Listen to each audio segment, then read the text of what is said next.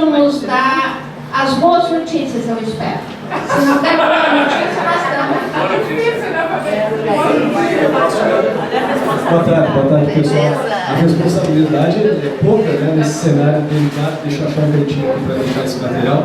Primeiro, agradecer, Zé Daí, trazer assunto tão delicado e tão complicado de expor aí, trazer com alegria uma necessidade de enfrentamento que não é pequeno e que vai exigir força, independentemente da ideia que cada um de vocês tem, porque do contrário, nem sei se eu também chegarei lá, viu, sinceramente.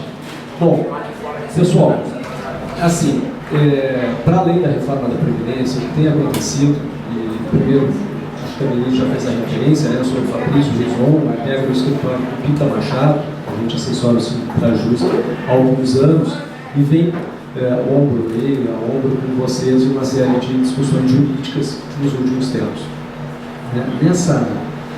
E aí, nesses últimos, acho que esse ano nós retomamos, o sindicato retomou a atividade do Sintrajusta Legal, né?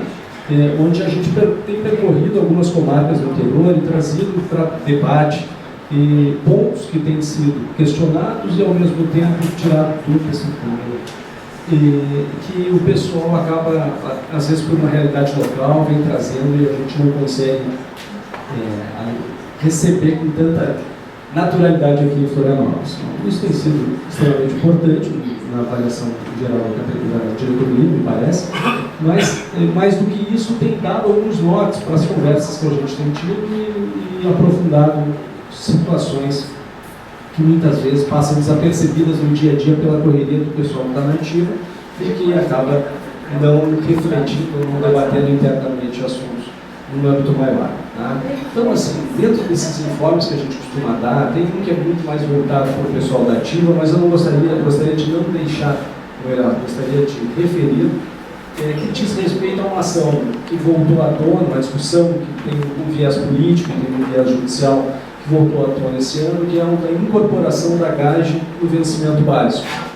Vocês lembram que na atividade a GAGE era paga indistintamente, independentemente do local, enfim, e esta é uma demanda que está muito atrelada ao reconhecimento da valorização da categoria, porque, na verdade, vocês, quando na ativa, e hoje, por reflexos que isso pode gerar, deixaram, né, tiveram flutuações nos valores, quando, na verdade, ela paga pelo simples exercício das funções. E essa histórica luta pelo reconhecimento e valorização do vencimento básico e do desatrelamento das gratificações e etc. e tal, é que trazem um contorno político disso, que evidentemente precisa ser amadurecido, enfrentado conjuntamente para que essa futura e eventual ação que o Sintrajusta deverá deliberar, nos ficamos para uma data próxima do Congresso, né, setembro, que vindo a ser aprovada, precisará também desse envolvimento político, vocês podem ter certeza. Bom, feito esse pequeno pontinho, né, essa primeira introdução, o que a gente precisa referir, que isso sim atinge a todos, não só aposentados, mas também o pessoal da ativa, diz respeito aos quintos. Tá? É impressionante que, no passar dos anos, eu devo ter tido o prazer de participar de 4, 5, 6, 7 encontros dos aposentados, e os quintos continuam sendo pauta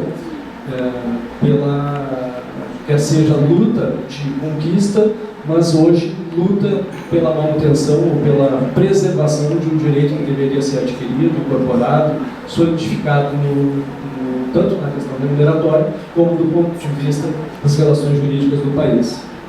E vocês devem ter acompanhado que, agora as datas eu me fujo, mas podem me ajudar aí, nos últimos tempos houve essa mudança de posição, aquilo que já havia sido consolidado no Supremo, através de um primeiro momento, de uma proposição do ministro Gilmar Mendes, declarou a inconstitucionalidade, e desde então vem se lutando pela modulação dos efeitos dessa inconstitucionalidade.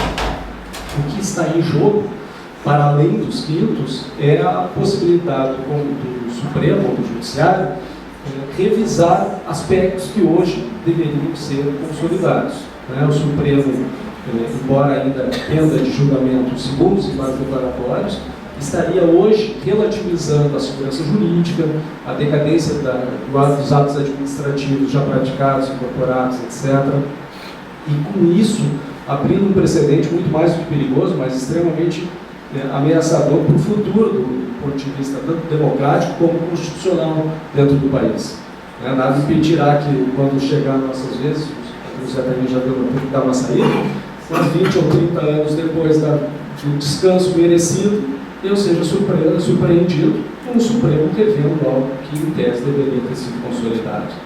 Então, esse é um cenário que tem levado sim, o Trajus a atuar politicamente. Eu acho que tem ido com grande frequência também para tratar disso a Brasília, por isso, nos últimos julgamentos ou nas visitas aos ministros, e que traz e que carrega uma importância muito grande, independentemente da condição de ativo, da condição de inativo e muito mais também da condição de perceber ou não quilos. Tá? Para cereja do bolo nesse assunto, agora a questão de uns 30 dias atrás, aproximadamente o CJF decidiu administrativamente por determinar o corte daqueles colegas da Justiça Federal, o fez, entre aspas, de um modo bondoso, postergando a aplicação desse entendimento para daqui a 4 meses, e naquilo que eles trataram também como uma bondade, impedindo ou afastando a necessidade de devolução do valor de quilos recebidos até então. Isso, evidentemente, gerou. Não sei se tem pessoal da Federal aqui, quem é que é ingresso lá da Federal. Nós estamos mais na Justiça do Trabalho, também. Uma reação nacional motivou reuniões do coletivo jurídico da própria federação para que fosse deliberado um movimento organizado nacional de resistência e de combate. Se optou, questão também de uns 10, 15 dias atrás, na reunião do PITA, participou lá em Brasília, se optou por fazer o primeiro movimento nacional de enfrentamento coletivo, através da federação. No segundo momento, se necessário, foram sindicatos, e depois a gente descendo até a individualidade. Até se fez um pedido expresso de que não fosse, na medida do possível, feito nenhum movimento individual logo de início, justamente para que essa estratégia montada pudesse surtir o maior efeito possível. Então, isso a gente sempre tem reforçado e também é importante registrar aqui para vocês. Tá? Então, assim, eu esqueci de referir, mas se vocês tiverem alguma dúvida ou quiserem fazer alguma colocação, por favor, fiquem à vontade. Isso, embora não seja uma boa notícia, mas é mais uma convocação de muito longe disso, muito longe disso, mas é mais uma vez uma convocação de luta. Vamos tentar trazer um pouquinho de boas notícias para virar essa página assim. Eu acho que nessa linha tem coisas relativamente positivas. Teriam 2 aspectos. A questão da discussão dos 13,23, tá? Que, claro, tem toda uma sinalização de que o Supremo decidirá em algum momento, mas que naquilo que passou a ser o principal elemento de resistência, que era uma proposta de súmula vinculante, eu não sei se vocês estão todos a par, se eu volto um pouquinho dos 13, 14,23%, reajuste linear para vestido de revisão geral, que o pessoal vai discutir. Entre as modalidades de resistência estabelecidas, havia uma proposta de súmula vinculante para o Supremo, de número 128. E isso tem gerado votos contrários à proposta súmula. Hoje são 6 votos contrários e somente 2 favoráveis. No início, o Gilmar Mendes, que propôs a súmula, agora me foge o nome, mas isso depois a gente pode resgatar.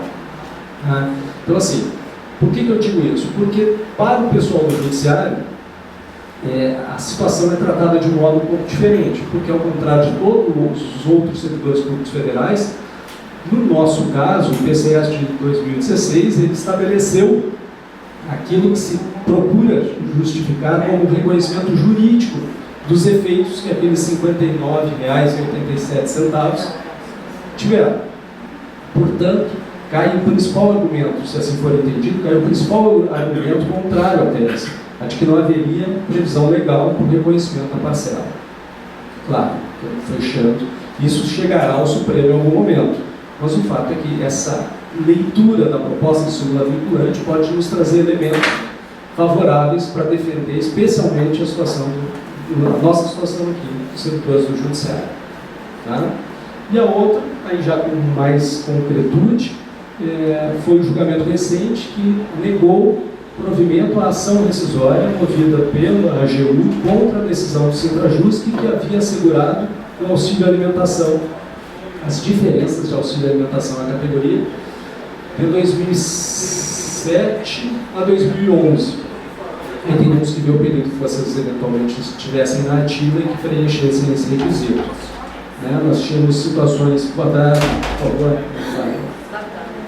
nós temos que, fica à vontade, nós temos que checar evidentemente a situação individual de cada um, mas a partir da publicação do acordo, a intenção é de reativar a execução e buscar esses valores que em muitos dos casos estavam, digamos assim, na boca do caixa para ser pagos e foram suspensos por força da liminar concedida pela relatora da rescisória lá no TRF. Tá, pessoal? Eu acho assim, de questões pontuais que a gente tem, seriam essas, são essas que a gente vem falando nas conversas aí dos últimos tempos.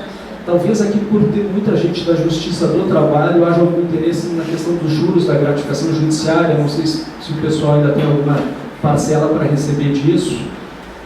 Bom, de todo modo, eu vou estar aqui acompanhando e, eventualmente, a gente pode conversar. Ainda tem uma diferença de juros da data do valor calculado até a requisição.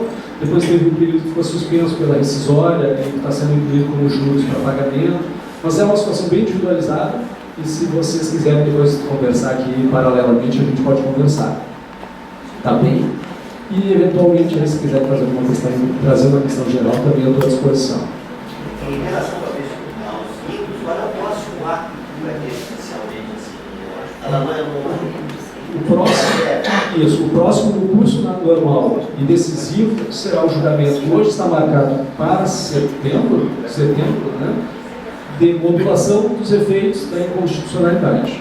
Claro que, paralelamente a isso, serão promovidas as ações que visam barrar a decisão do CJF, mas essas não dependerão ou não ditarão a sorte da questão maior, que são os embargos declaratórios no Supremo. Setembro.